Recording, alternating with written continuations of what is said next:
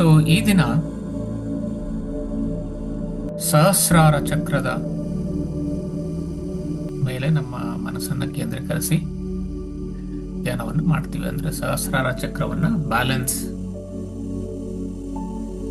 ಮಾಡುವಂತ ಒಂದು ಮೆಡಿಟೇಷನ್ ಇವತ್ತು ಮಾಡ್ತೀವಿ. ಸೊ ಸಹಸ್ರಾರ ಚಕ್ರ ನಮ್ಮ ತಲೆಯ ಮೇಲ್ಭಾಗದಲ್ಲಿ ಅಂದರೆ ನೆತ್ತಿಯಲ್ಲಿ ಇದೆ. ಅದರ ಬಣ್ಣ ಬಿಳಿ ಅಥವಾ ತಿಳಿ ನೇರಳೆ ಬಣ್ಣ. ಸೊ ಅದು ಸಹಸ್ರಾರ ಕಾನ್ಶಿಯಸ್ನೆಸ್ ಅಥವಾ ಕಾಸ್ಮಿಕ್ ಎನರ್ಜಿನ ರೆಪ್ರೆಸೆಂಟ್ ಮಾಡುತ್ತೆ. ಅದರ ಮಂತ್ರ ಓಂ ಅನ್ನೋದು ಅಥವಾ ಸೈಲೆನ್ಸ್. ಸೊ ಈ ಚಕ್ರ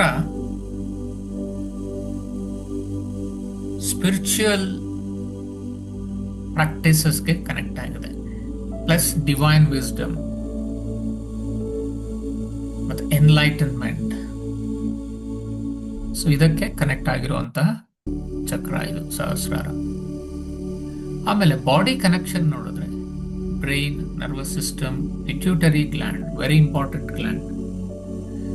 So most of the hormones are secreted by pituitary. So ಹಾಗಾಗಿ it's an important chakra. So imbalance of this chakra will result in spiritual disconnection, depression and confusion. So ನಿಮಗೆ depression ಮತ್ತೆ confusion ಇದ್ರೆ ಸಹಸ್ರಾರ ಮೇಲೆ ಮನಸ್ಸನ್ನು ಕೇಂದ್ರೀಕರಿಸಿ ಧ್ಯಾನ ಮಾಡೋದ್ರಿಂದ ಅನುಕೂಲ ಆಗುತ್ತೆ. ಸೊ ಸಹಸ್ರಾರ ಚಕ್ರವನ್ನ ನೀವು ಬ್ಯಾಲೆನ್ಸ್ ಮಾಡಬೇಕು. ಮುದ್ರೆ ಸೇಮ್ ಮುದ್ರೆನೇ ಇರುತ್ತೆ. ಇದಕ್ಕೂ ಕೂಡ ಜ್ಞಾನ ಮುದ್ರೆ. ಸೊ ಜ್ಞಾನ ಮುದ್ರೆಯಲ್ಲಿ ಇವತ್ತು ನಾವು ಸಹಸ್ರಾರ ಚಕ್ರವನ್ನ ಬ್ಯಾಲೆನ್ಸ್ ಮಾಡ್ತೀವಿ. ಓಕೆ, ಸೊ ಈಗ ಆರಾಮಾಗಿ ಕೂತ್ಕೊಳ್ಳಿ. ಜ್ಞಾನ ಮುದ್ರೆಯನ್ನು ಹಾಕಿ ಕಣ್ಣನ್ನು ಮುಚ್ಚಿ ಸಹಸ್ರಾರದಲ್ಲಿ ಅಂದ್ರೆ ನಿಮ್ಮ ನೆತ್ತಿಯ ಮೇಲೆ ನಿಮ್ಮ ಗಮನವನ್ನ ಇಡಿ.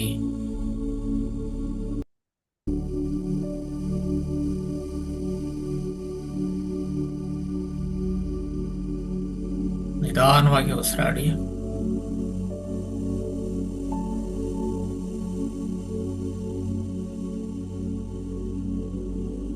ಸೊ ಕಾಸ್ಮಿಕ್ ಎನರ್ಜಿ ನಿಮ್ಮ ದೇಹವನ್ನ ಪ್ರವೇಶಿಸುವುದಕ್ಕೆ ದ್ವಾರಾನೇ ಈ ಸಹಸ್ರಾರ ಚಕ್ರ.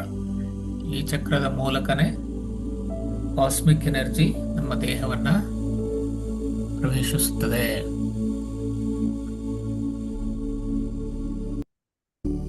ಹಾಗಾಗಿ ನೀವು ನೇರವಾಗಿ ಕೂರಬೇಕು.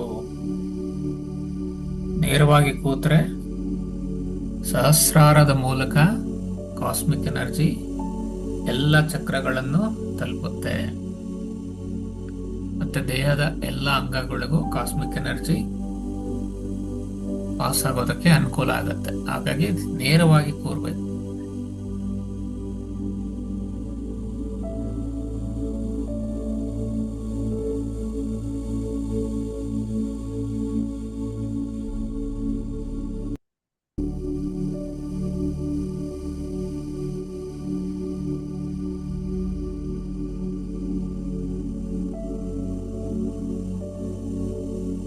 ನಿಧಾನವಾಗಿ ಉಸಿರಾಡಿ.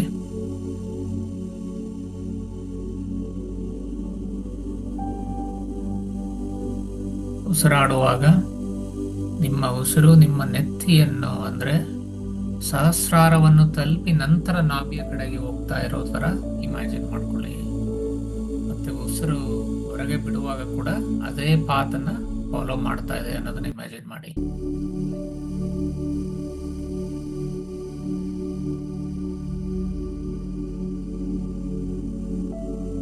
ನಾಸಿಕದ ಮೂಲಕ ಸಹಸ್ರಾರವನ್ನು ತಲುಪಿ ನಂತರ ನಾಭಿಯ ಕಡೆಗೆ ಉಸಿರು ಹೋಗ್ತಾ ಇದೆ. ಉಸಿರು ಒಳಗೆ ಎಳ್ಕೊಂಡಾಗ ಮತ್ತೆ ಉಸಿರನ್ನು ಹೊರಗೆ ಬಿಡುವಾಗ ಅದೇ ಪಾತ್ನಲ್ಲಿ ನಾಭಿಯಿಂದ ಸಹಸ್ರಾರದಿಂದ ನಿಮ್ಮ ಮೂಗಿನ ಮೂಲಕ ಹೊರಗಡೆ ಹೋಗ್ತಾ ಇದೆ ಅನ್ನೋದನ್ನ ಫೋಕಸ್ ಮಾಡಿ.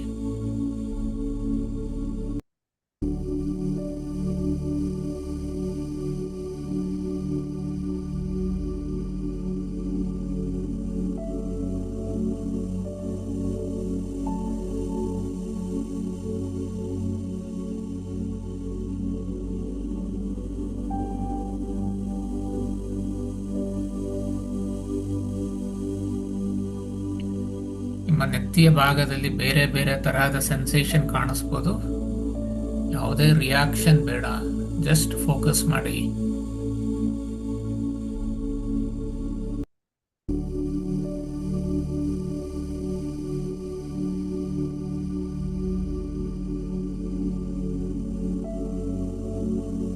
ನಿಮ್ಮ ನೆತ್ತಿಯಲ್ಲಿ ಒಂದು ವೇವಿ ಎನರ್ಜಿ ವೇವ್ ತರ ನೆತ್ತಿ ಮೇಲ್ಗಡೆ ಕಾಣಿಸ್ಬೋದು ಅಥವಾ ನೆತ್ತಿಯ ಭಾಗದಲ್ಲಿ ಕಾಣಿಸ್ಬೋದು.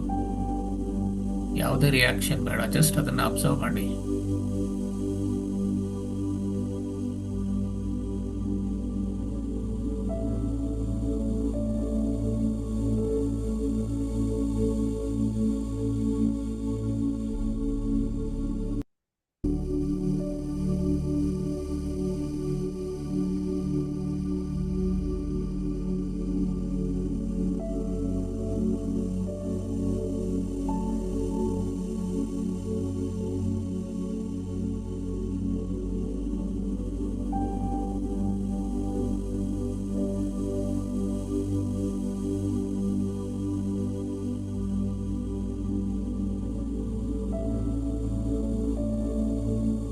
ಸಹಸ್ರಾರದ ಮೂಲಕ ನಿಧಾನವಾಗಿ ಕಾಸ್ಮಿಕ್ ಎನರ್ಜಿ ಅಥವಾ ವಿಶ್ವಶಕ್ತಿ ನಿಮ್ಮ ದೇಹದಲ್ಲಿ ನಿಧಾನವಾಗಿ ಹರಿತಾ ಇದೆ ಅನ್ನೋದನ್ನ ಇಮ್ಯಾಜಿನ್ ಮಾಡಿ, ಅದನ್ನು ವಿಜುವಲೈಸ್ ಮಾಡಿ.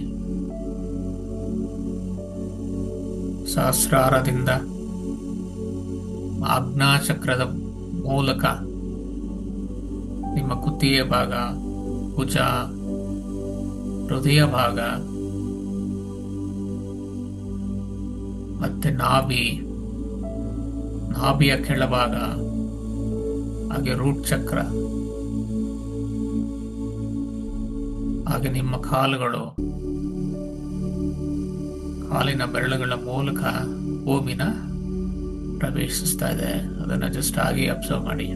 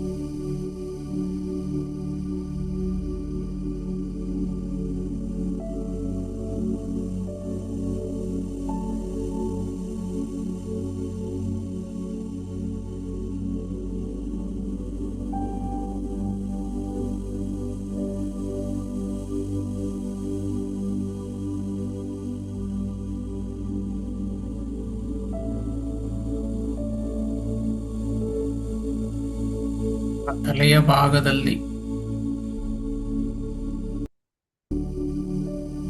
ಆ ಕಾಸ್ಮಿಕ್ ಎನರ್ಜಿಯನ್ನು ನೀವು ಗಮನಿಸಿ.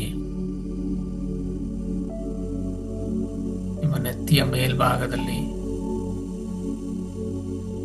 ನಿಮ್ಮ ತಲೆಯ ಸುತ್ತಲೂ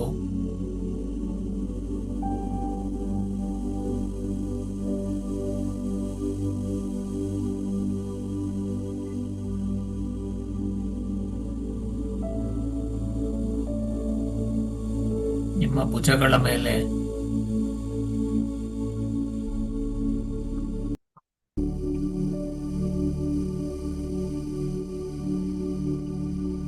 ನಿಮ್ಮ ಕೈಗಳಲ್ಲಿ,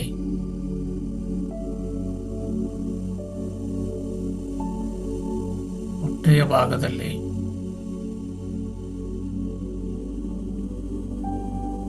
ಹಾಗೂ ನಿಮ್ಮ ಕಾಲುಗಳಲ್ಲಿ ಈ ಒಂದು ವಿಶ್ವಶಕ್ತಿ ಶಕ್ತಿ ನಿಮ್ಮ ಸಹಸ್ರಾರದ ಮೂಲಕ ಹರಿತಾ ಇದೆ.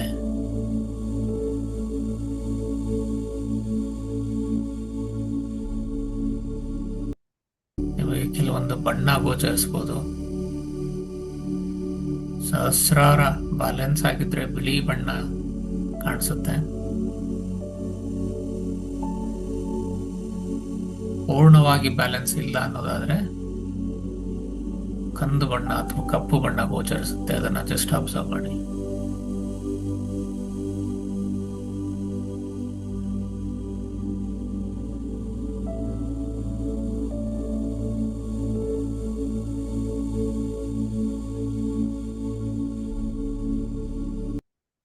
ನೀವು ಅಬ್ಸರ್ವ್ ಮಾಡ್ತಾ ಇದ್ರೆ ನಿಧಾನವಾಗಿ ಆ ಕಂದು ಬಣ್ಣ ಅಥವಾ ಕಪ್ಪು ಬಣ್ಣ ಏನಿದೆ ನಿಧಾನವಾಗಿ ಬಿಳಿಯ ಬಣ್ಣಕ್ಕೆ ಚೇಂಜ್ ಆಗುತ್ತೆ. ಬೇರೆ ಚಕ್ರಗಳ ಇನ್ಫ್ಲೂಯೆನ್ಸ್ ಇದ್ರೆ ಬೇರೆ ಬಣ್ಣ ಕೂಡ ಕಾಣಿಸ್ಬಹುದು. ನೀಲಿ ಬಣ್ಣ ಕಾಣಿಸ್ಬೋದು, ನೇರಳೆ ಬಣ್ಣ ಕಾಣಿಸ್ಬೋದು, ಕೆಂಪು ಬಣ್ಣ ಕಾಣಿಸ್ಬೋದು. ಅದನ್ನು ಅಬ್ಸರ್ವ್ ಮಾಡಿ.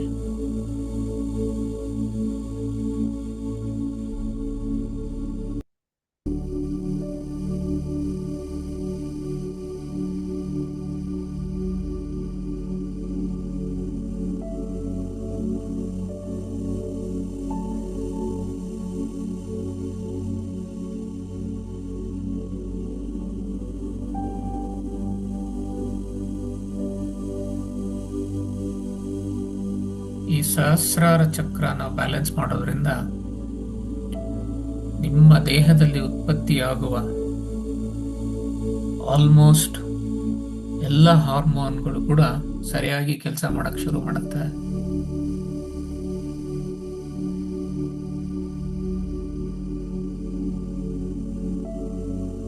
ಯಾಕಂದ್ರೆ ಈ ಚಕ್ರ ನಿಮ್ಮ ಪಿಟ್ಯೂಟರಿ ಗ್ಲ್ಯಾಂಡ್ ಅನ್ನ ಇನ್ಫ್ಲೂಯೆನ್ಸ್ ಮಾಡೋದ್ರಿಂದ ನಿಮ್ಮ ಹಾರ್ಮೋನ್ಸ್ ಕೂಡ ಬ್ಯಾಲೆನ್ಸ್ ಆಗುತ್ತೆ.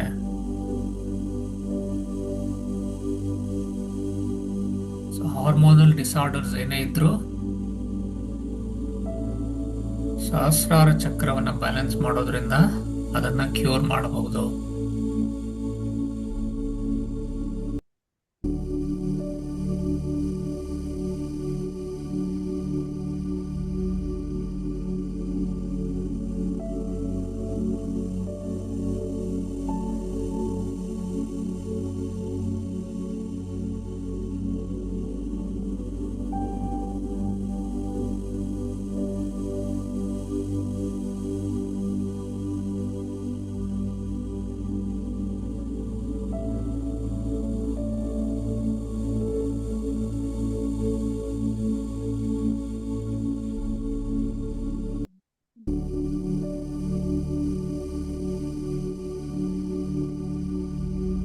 ತಲೆಯ ಭಾಗದಿಂದ ನಿಧಾನವಾಗಿ ನಿಮ್ಮ ದೇಹದ ತುಂಬೆಲ್ಲ ಹರಿತಾ ಇರುವಂತ ಕಾಸ್ಮಿಕ್ ಎನರ್ಜಿನ ಅಬ್ಸರ್ವ್ ಮಾಡಿ.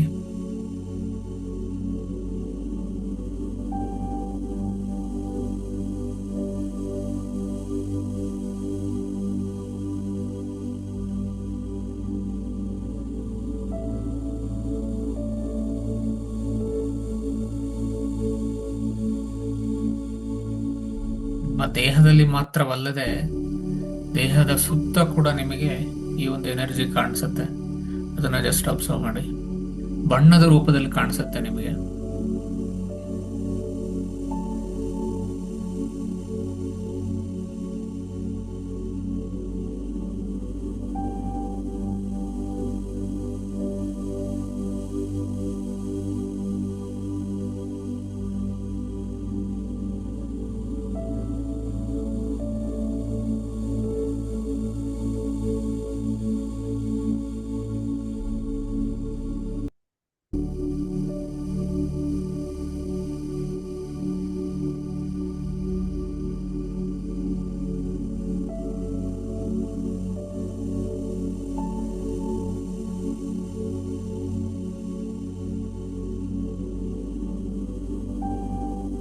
ಸಹಸ್ರಾರ ಚಕ್ರದ ಮೂಲಕ ನಿಮ್ಮ ದೇಹವನ್ನು ಪ್ರವೇಶಿಸುತ್ತಿರುವ ಈ ವಿಶ್ವಶಕ್ತಿ ದೇಹದಲ್ಲಿರುವ ಎಲ್ಲ ಯಾವುದೇ ರೀತಿಯ ಸಿಂಪ್ಟಮ್ಸ್ ಇರ್ಬೋದು, ಸಣ್ಣ ಪುಟ್ಟ ಕಾಯಿಲೆಗಳು ಇರ್ಬೋದು, ಹಾರ್ಮೋನಲ್ ಡಿಸಾರ್ಡರ್ ಇರ್ಬೋದು, ಅದನ್ನ ಬ್ಯಾಲೆನ್ಸ್ ಮಾಡ್ತಾ ಇದೆ, ಕ್ಯೂರ್ ಮಾಡ್ತಾ ಇದೆ. ಅದನ್ನ ಗಮನಿಸಿ.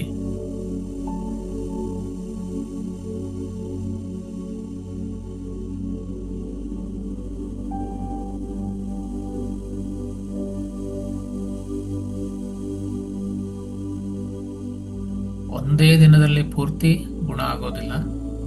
ಇದನ್ನು ನೀವು ರೆಗ್ಯುಲರ್ ಆಗಿ ಪ್ರಾಕ್ಟೀಸ್ ಮಾಡಬೇಕು. ಆಗ ಅದರ ಪ್ರಭಾವ ನಿಮಗೆ ಚೆನ್ನಾಗಿ ಗೋಚರಿಸುತ್ತೆ. ಅದರ ಕೆಲಸ ಮೊದಲನೇ ದಿನದಿಂದನೇ ಶುರುವಾಗುತ್ತೆ.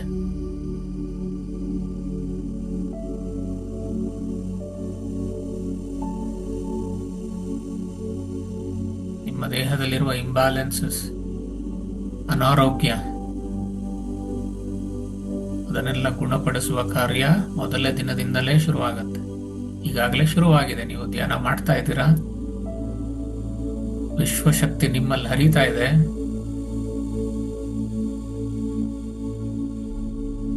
ನಿಮ್ಮ ಆರೋಗ್ಯ ಸುಧಾರಿಸುವ ಪ್ರಕ್ರಿಯೆ ಶುರುವಾಗಿದೆ.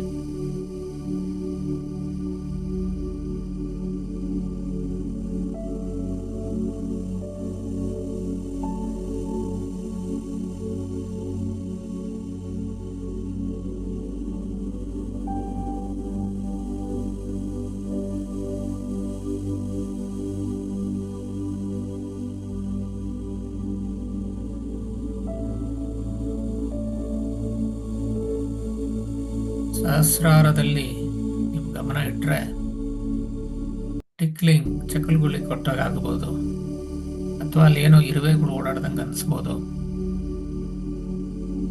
ಆ ಅನುಭವ ಆಗತ್ತೆ. ಜಸ್ಟ್ ಅಬ್ಸರ್ವ್ ಮಾಡಿ ಅಷ್ಟೆ. ಯಾವುದೇ ರಿಯಾಕ್ಷನ್ ಬೇಡ.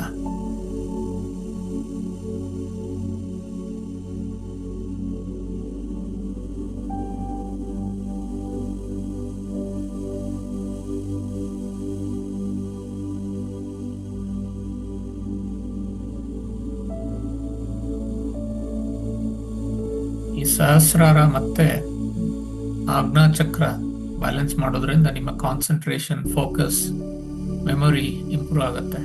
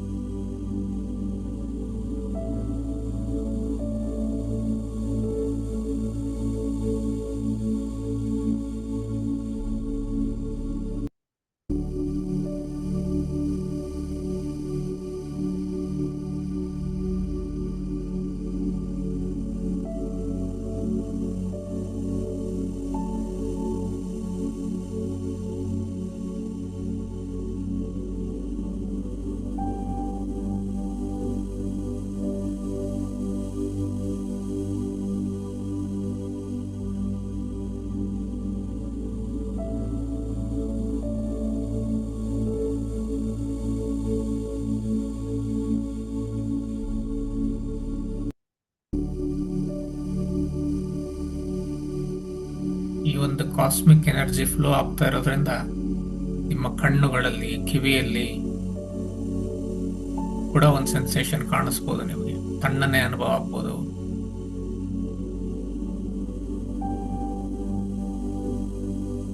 ಗಂಟಲಲ್ಲಿ ಕೂಡ ಕೆಲವು ಸೆನ್ಸೇಷನ್ ಕಾಣಿಸುತ್ತೆ. ಜಸ್ಟ್ ಅಬ್ಸರ್ವ್ ಮಾಡಿ.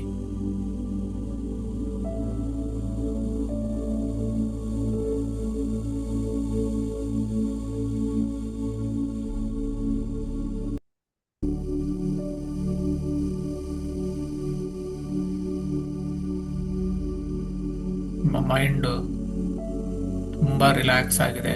ಅಬ್ಸರ್ವ್ ಮಾಡಿ ಅದನ್ನು.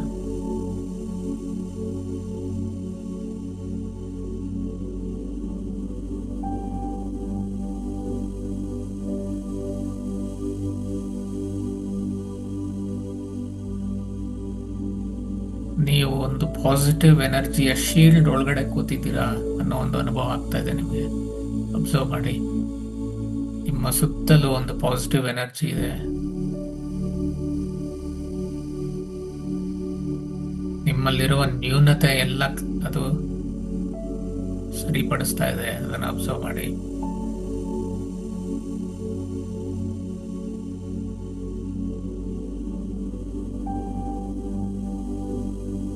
ನಿಮಗೆ ಯಾವುದೇ ತೊಂದರೆ, ಯಾವುದೇ ಭಾಗದಲ್ಲಿ ತೊಂದರೆ ಇದ್ರೆ ಆ ಭಾಗವನ್ನು ಫೋಕಸ್ ಮಾಡೋದ್ರಿಂದ ಎನರ್ಜಿ ಆ ಭಾಗದಲ್ಲಿ ಫೋಕಸ್ ಆಗುತ್ತೆ.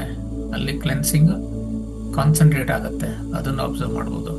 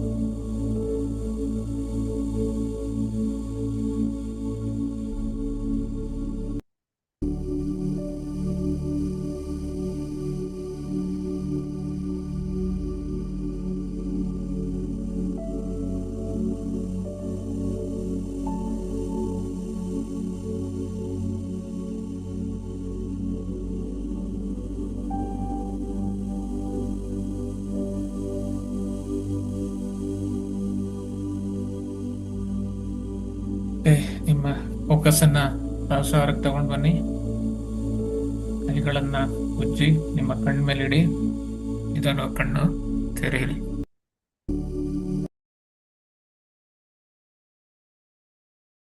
ಸಹಸ್ರಾರ ಚಕ್ರವನ್ನು ರೆಪ್ರೆಸೆಂಟ್ ಮಾಡುವಂತಹ ಗ್ರಹ ಸೂರ್ಯ. ಸೂರ್ಯ ಗಾಯತ್ರಿ ಮಂತ್ರವನ್ನು ಜಪ ಮಾಡೋದ್ರಿಂದ ಈ ಚಕ್ರವನ್ನು ಬೇಗ ಬ್ಯಾಲೆನ್ಸ್ ಮಾಡಬಹುದು. ಸೂರ್ಯ ಗಾಯತ್ರಿ ಮಂತ್ರ: ಓಂ ಭಾಸ್ಕರಾಯ ವಿದ್ಮಹೇ ಮಹಾದ್ಯುತಿಕರಾಯ ಧೀಮಹಿ ತನ್ನೋ ಆದಿತ್ಯ ಪ್ರಚೋದಯಾತ್, ಅಥವಾ ಓಂ ಭಾಸ್ಕರಾಯ ವಿದ್ಮಹೇ ದಿವಾಕರಾಯ ಧೀಮಹಿ ತನ್ನೋ ಸೂರ್ಯ ಪ್ರಚೋದಯಾತ್. ಈ ಮಂತ್ರವನ್ನು ನೀವು ಜಪ ಮಾಡೋದ್ರಿಂದ ಈ ಚಕ್ರವನ್ನು ಬ್ಯಾಲೆನ್ಸ್ ಮಾಡಬಹುದು. ಹಾಗೆ ನ್ಯೂಮರಾಲಜಿ ಪ್ರಕಾರ ನಿಮ್ಮ ಜನ್ಮ ಸಂಖ್ಯೆ, ಜನ್ಮ ದಿನಾಂಕದಲ್ಲಿ ಒಂದು ಸಂಖ್ಯೆ ಇದ್ದರೆ ನಿಮಗೆ ಸುಲಭವಾಗಿ ಈ ಚಕ್ರವನ್ನು ಅಂದರೆ ಸಹಸ್ರಾರವನ್ನು ಬ್ಯಾಲೆನ್ಸ್ ಮಾಡೋದಕ್ಕೆ ಅನುಕೂಲ ಆಗುತ್ತೆ. ಇನ್ ಕೇಸ್ ನಂಬರ್ 1 ಇಲ್ಲದೆ ಇದ್ದರೆ ನೀವು ಸೂರ್ಯ ಗಾಯತ್ರಿ ಮಂತ್ರವನ್ನು ಜಪ ಮಾಡೋದ್ರಿಂದ ಚಕ್ರವನ್ನು ಬ್ಯಾಲೆನ್ಸ್ ಮಾಡಬಹುದು.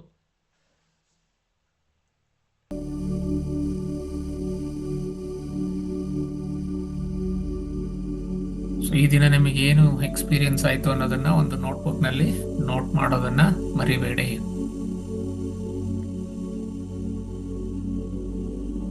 ಈ ಎಕ್ಸ್ಪೀರಿಯನ್ಸಸ್ ಏನಾಗುತ್ತೆ, ಮುಂದೆ 21 ದಿನಗಳ ನಂತರ ನಿಮ್ಮ ಮೆಡಿಟೇಷನ್ ಯಾವ ರೀತಿ ಇರಬೇಕು ಅನ್ನೋದನ್ನ ಡಿಸೈಡ್ ಮಾಡೋದಕ್ಕೆ ಈ ಎಕ್ಸ್ಪೀರಿಯನ್ಸ್ಗಳು ಅನುಕೂಲ ಆಗುತ್ತೆ. ಹಾಗಾಗಿ ಇದನ್ನ ನೀವು ಒಂದು ಪುಸ್ತಕದಲ್ಲಿ ನೋಟ್ ಮಾಡಿ ಇಡಿ.